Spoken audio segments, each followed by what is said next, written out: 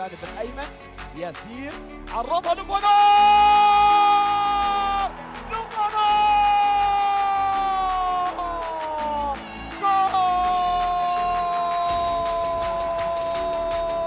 الثاني على التوالي الى الحقيقه الى برناوي.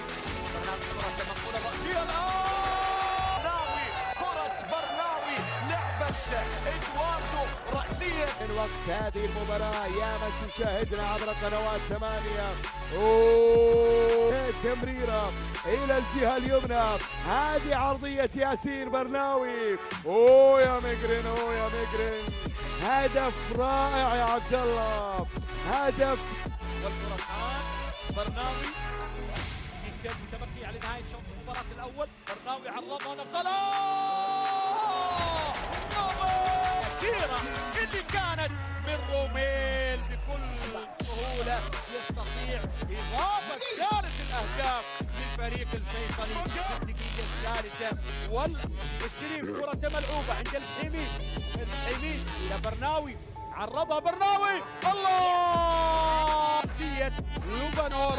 هذه الكرة الماضية البدايات والانطلاقات في المجرد عبد الله لاعب فريق الفيصلي موراتو اللي تأسس أوكسير في 1905 للميلاد. وأيضا الآن منقولة في الجانب الأيمن، ياسين برناوي عرضها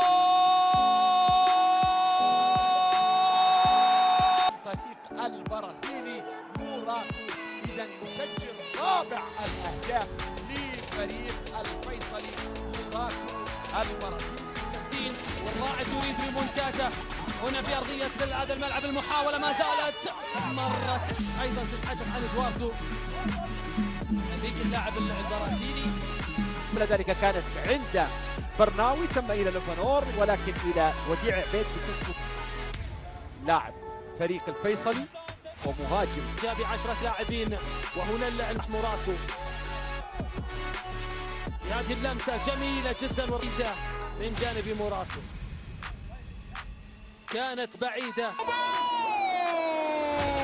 الرحماني على كرة قوي إلى الرحماني، وتصدي بارع أيضا من حارس المرمى الجمداح أحمد يعيد الكرة بعد ذلك إلى ياسين برناوي اللي يرسل الله. هذه العرضية وهذه اللمة،